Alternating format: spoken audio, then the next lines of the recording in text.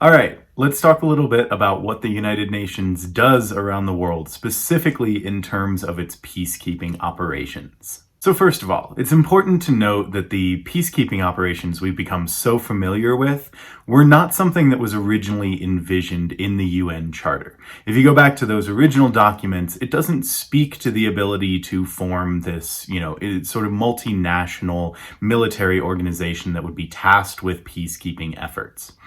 Instead, it came as an effect of the Cold War.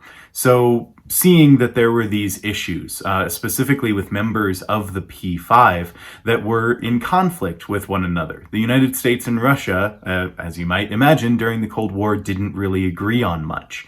So the Secretariat decided that there needed to be some kind of ability for the United Nations to instill cooperation, even during those times where the P5 couldn't necessarily agree. So the Secretariat would form this peacekeeping force that consists of voluntary troop commitments from some of the member states. So, as I mentioned last time, these troops are dedicated to their countries of origin, and basically command is given over to the United Nations to direct these troops during actions of peacekeeping.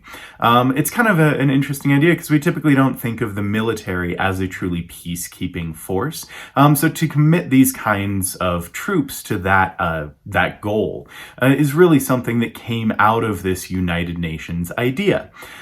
These are, as we affectionately refer to them, these are the blue helmets. So anytime you see these images of, humanitarian aid effort or peacekeeping efforts around the world, where you see these troops that are in the blue helmets with the United Nations emblem on the side, that is a strong and also legally enforceable designation. That means that they're not there as a pure military force.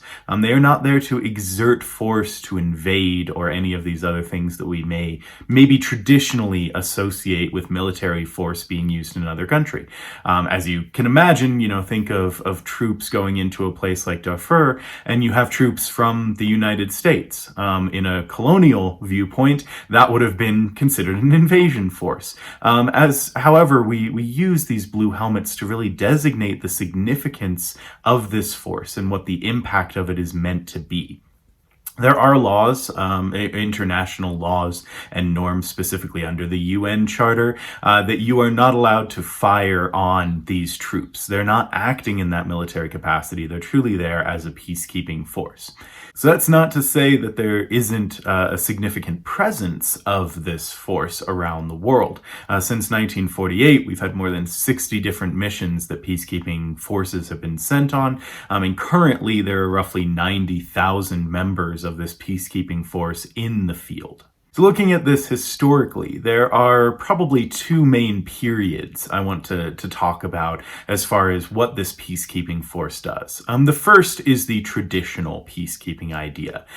So this is much more, I think, if you had to compare the two, this one is much more based on a non-combat role, that there would be no engagement in that traditional military fashion. Truly, the peacekeepers were there to observe and report back to the United Nations. So they would go in as a truly neutral third party in any area where there was conflict, basically monitor the situation to the best of their ability, and then inform the United Nations of any ongoing developments. That meant that the United Nations could have eyes and ears on the ground instead of boots on the ground, to get a really good picture of what was going on in any given crisis, and then bring it back to the United Nations for those traditional diplomacy methods of negotiation and cooperation. So during this time, the troops that are going in are very lightly armed. They have the blue helmets to indicate that they're in a non-combat role. They're not engaging with any of the conflict, even though they're going into areas that have a significant amount of conflict during this period. So during this time, yes, it has a non-combat role, but it's still important to note that there were more than 3,000 people killed by UN peacekeeping troops during this time. Most of those they would consider to be in self-defense. So going in, even with these blue helmets, they were still attacked. It was still a dangerous time to go into some of these areas. They felt that it was still necessary to do that in order to help the UN continue this path of peaceful negotiation in some of these very high conflict areas. Now, in modern times, we've seen something of a shift in what these UN peacekeeping forces do around the world. Primarily since the end of the Cold War, we've seen that UN peacekeeping forces no longer have that purely observational aspect to their actions. Much more often, we're seeing UN peacekeeping forces deployed with an intent to help settle conflict around the world. They are going in, they are more heavily armed, and this may or may not necessarily include the consent of the country that they're going into. You can think of this as somewhat more aggressive negotiations.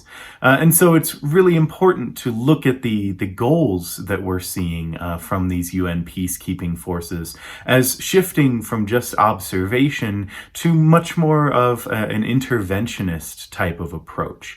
We're seeing them go in for humanitarian aid and for what we broadly consider to be nation building, helping countries that are considered to be, maybe developing countries or underdeveloped countries, going in and helping regimes that have the intent of building the nation to a higher level.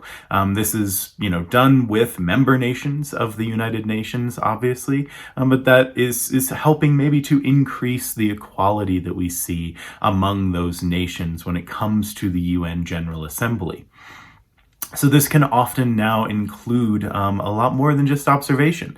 It includes protection of civilians who are otherwise unprotected. You can see how, that on the one hand does have a rather invasive aspect to it, and on the other hand has a very humanitarian aspect to it, that if these civilians are not being protected by the country that they live in, the UN has the ability to go in and protect those civilians. This really helps them to build nations around the world, not just through the process of observation, but through the process of assisting the governing and policing of conflict on the ground in individual states, whether those states consent or not. So what are the key strengths then of the United Nations? Why do we care so much about the singular international organization? And in a lot of ways, give it a significant amount of power around the world. Well, first and foremost, it is the main forum of international communication. It has become the norm, it has become the standard of how we cooperate on an international scale. And part of that is the structure of the United Nations itself. As we maintain that it has a low level of power, even looking at these peacekeeping operations, this is nothing near the level of power or influence that singular countries can exert in a closed system. As we give it that limited amount of power to truly serve the nations insofar as giving them a forum for nonviolent conflict resolution, it really lends itself to the United Nations being a legitimate source for all of those countries. In addition, it helps to provide some of the stability that we look for in that international system. So remember, as we were talking about our different theories of international relations, one of the key goals of each of those is to create a sense of stability, to overcome the inherent anarchy of our system and instill a better sense of security and stability for member states.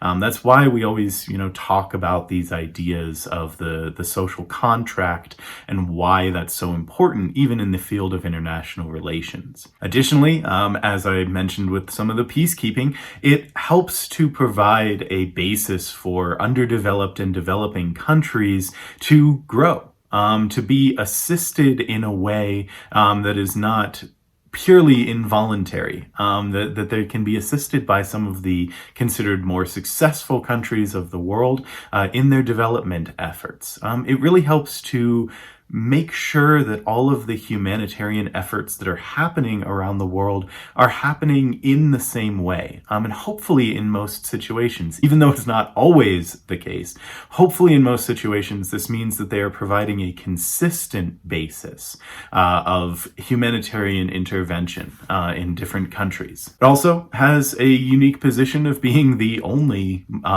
truly worldwide representative body that exists. It is the first, it is the most effective, and it is, in a way, there's no reason to change that. We have a good, broad international forum for individual countries to bring grievances, to be able to negotiate on the same terms and in an equal setting. Important to note then that with that comes a sense of legitimacy. Truly, the United Nations serves this position well, and it serves the position only because all of the member nations agree that it serves this position.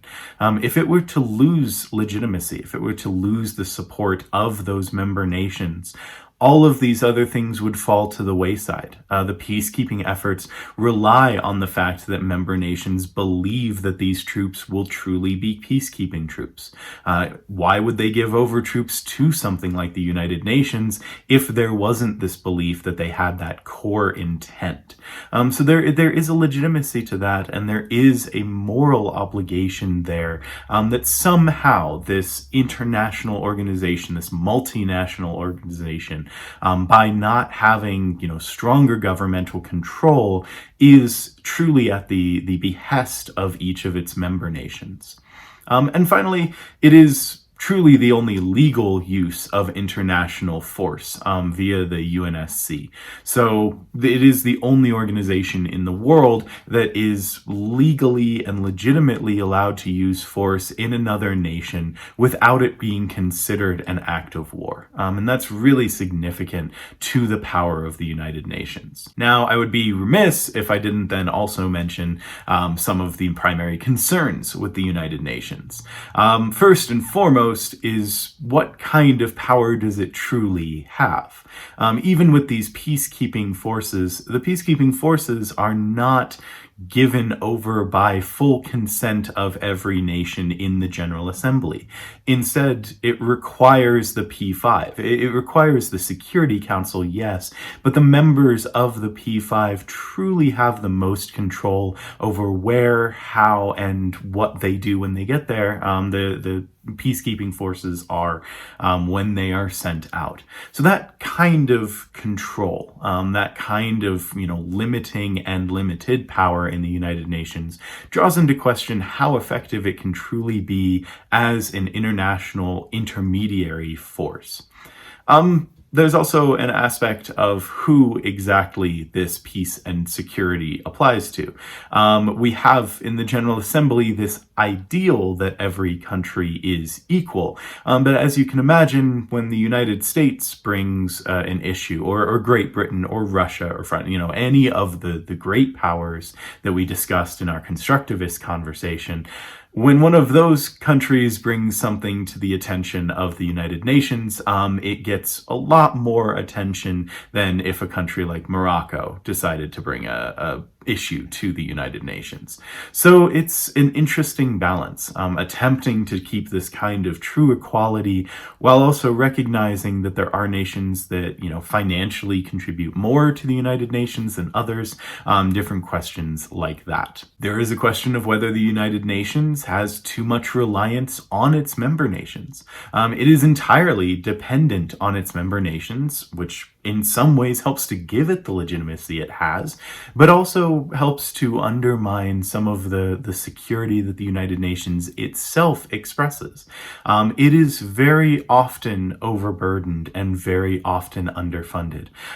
Most people, think that the United Nations has some gigantic international budget. You would think that if the United States spends billions upon billions of dollars on its military force alone, that then something like the United Nations, this multinational organization would have a budget in the hundreds of billions, if not trillions. It helps to oversee peace and conflict in the entire world, which means that, maybe it should be well funded in order to achieve those goals.